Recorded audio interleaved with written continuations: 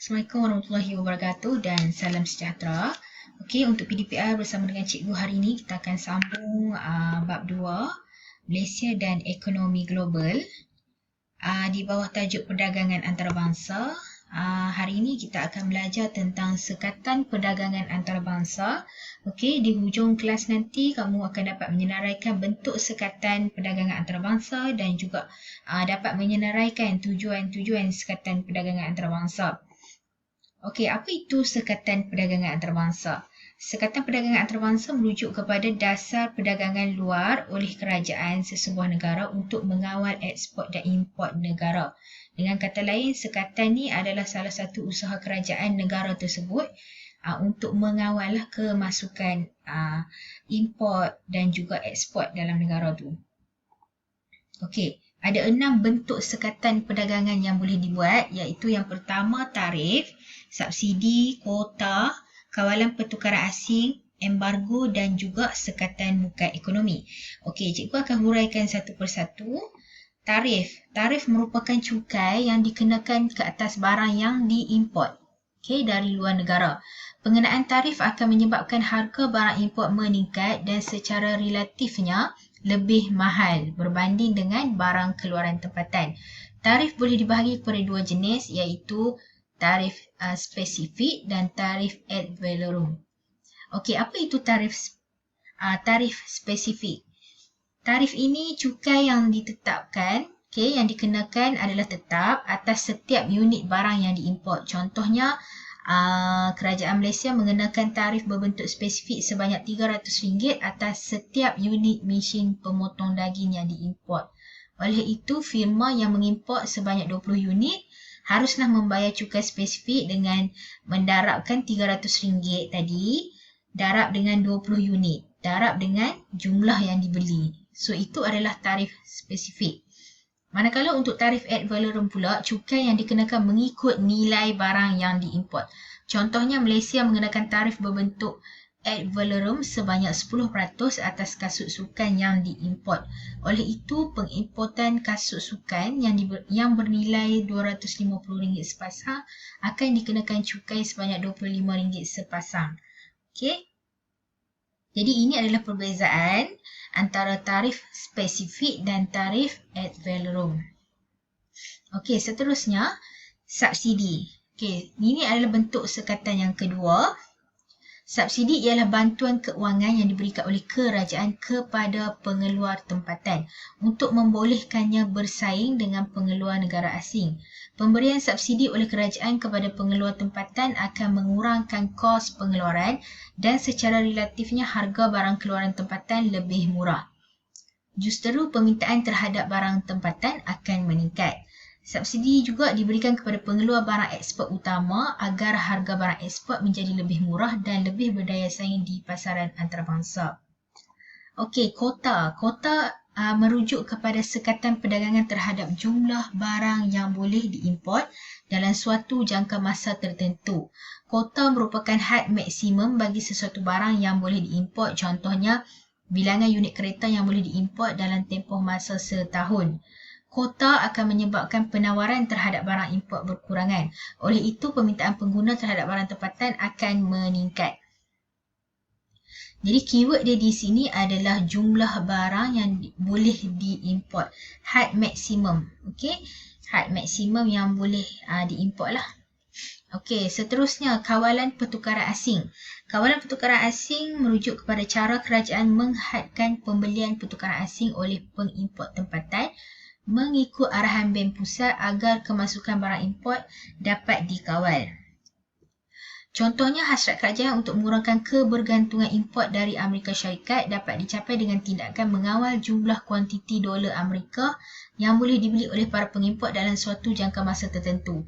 Sekatan ini dapat menggalakkan perkembangan industri pergantian import negara. Embargo. Embargo merujuk kepada perintah larangan atau pemulauan perdagangan terhadap negara tertentu. Okey, embargo ni dia berbeza dengan kuota tadi. Kuota boleh masuk, tapi dikenakan had. Jumlah tertentu, bilangan tertentu sahaja boleh masuk. Tapi embargo ni larangan terus tak boleh masuk. Okey, ataupun kita pulaukan perdagangan tu atas sebab-sebab yang tertentu atas alasan keselamatan ataupun kepentingan negara. Tindakan memulau barang dari negara tertentu akan menjadikan hubungan baik antara sebuah negara dengan negara lain. Contohnya, kerajaan Malaysia tidak membenarkan import barang pertanian seperti buah-buahan dan peralatan pertahanan dari negara Israel atas dasar strategik negara untuk menentang tindakan Israel menindas rakyat Palestin. Okey, ini adalah salah satu contoh embargo lah. Okey, seterusnya sekatan bukan ekonomi. Merujuk kepada sekatan dalam bentuk undang-undang, peraturan ataupun syarat-syarat tertentu terhadap sesebuah negara. Bertujuan untuk menjamin keselamatan dan juga kesihatan rakyat negara tersebut.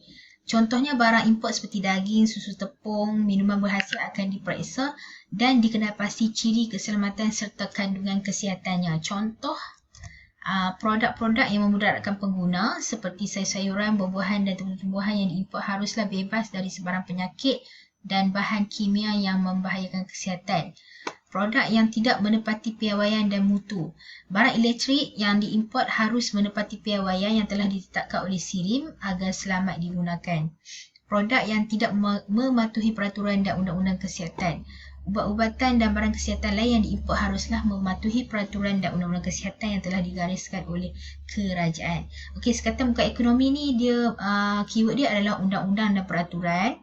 Okey, contohnya di Malaysia kita ada SIRIM, kita ada KKM. Okey, jadi produk-produk yang berasaskan elektrik dan elektronik ni harus melepasi ujian SIRIM untuk dijual, supaya nak pastikan selamat dijual kepada pengguna. Begitu juga dengan ubat-ubatan, dia mesti melepasi piawaian yang ditetapkan oleh KKM, Kementerian Kesihatan Malaysia kita, okey, sebelum dijual kepada pengguna. Begitu juga dengan produk-produk kosmetik, okey, ubat-ubat kosmetik dan sebagainya perlu melalui ujian-ujian ini. Okey, seterusnya kita tengok apa tujuan sekatan perdagangan dijalankan. Okey, yang pertama untuk melindungi industri muda tempatan. Okey, contohnya pengenaan tarif tadi. Pengenaan tarif tadi bila kita naikkan harga barang import dan mengurangkan persaingan dia terhadap barang tempatan. Jadi secara tak langsung barang tempatan akan meningkatlah permintaannya disebabkan kenaikan harga barang import tadi. Okey. Yang kedua, untuk menghadapi persaingan. Okey, industri muda dan industri tempatan ni dia akan berpeluang meningkatkan usaha R&D dia ataupun penyelidikan dan pembangunan untuk mengeluarkan barang yang lebih berkualiti. Yang ketiga, sebagai sumber hasil kerajaan. Okey, kutipan tarif tadi iaitu cukai tadi terhadap barang import merupakan salah satu sumber pendapatan bagi kerajaan lah. Okey, hasil daripada tarif tu membolehkan kerajaan membiayai pembelanjaan mengurus dan juga pembelanjaan pembangunan. Yang keempat, dapat mewujudkan peluang pekerjaan. Okey, perkembangan industri tempatan akibat daripada tarif, kota dan subsidi tadi yang dikenakan akan menawarkan lebih banyak peluang pekerjaan kepada rakyat tempatan. Keadaan ini akan mengurangkan kadar pengangguran dan juga dapat meningkatkan pendapatan negara. Yang kelima, membaiki imbangan pembayaran. Permintaan terhadap barang import akan berkurang akibat daripada tarif dan kota yang dikenakan ke atas barang import. Kejatuhan dalam nilai import akan mengurangkan pembayaran wang ke luar negara. Seterusnya dapat membaiki kedudukan imbangan dagangan dan juga imbangan pembayaran. Yang keenam, keselamatan. Sekatan perdagangan ni diadakan untuk melindungi industri yang penting dan strategik seperti beras, industri beras dan makanan agar tidak terlalu bergantung kepada bekalan import dari luar negara. Sekatan perdagangan antarabangsa bertujuan untuk menghalang kemasukan barang-barang haram seperti dadah ataupun barang makanan yang dicemari oleh penyakit ataupun bahan kimia yang berbahaya. Yang ketujuh, mengatasi masalah lambakan. Lambakan merupakan aktiviti menjual sesuatu barang di negara asing dengan harga yang lebih rendah daripada kos pengeluaran atau harga keluaran di pasaran dalam negara tersebut. Tindakan lambakan ini bertujuan untuk menghabiskan lebihan penawaran dalam negara atau mengusir pesaing dan mewujudkan kuasa monopoli di pasaran dunia. Tindakan lambakan akan menjejaskan industri muda tempatan kerana tidak dapat bersaing dengan pengeluar asing. Pengenaan tarif dapat mengelakkan pasaran tempatan daripada masalah lambakan pengeluar asing. Okey, anti lambakan merujuk kepada tindakan menyekat barang import untuk menghalang penjualan lebihan barang di pasaran tempatan dan mengelakkan kesan yang buruk terhadap ekonomi dalam negara. Baik, itu adalah tujuan sekatan perdagangan. Okey, sebelum kita tamatkan kelas, cuba aktiviti yang cikgu sediakan ni dan kita akan bincang dalam kelas yang berikutnya. Okey, terima kasih semua dan jangan lupa isi link kehadiran dan kita jumpa lagi kelas yang berikutnya. Terima kasih. Assalamualaikum warahmatullahi wabarakatuh.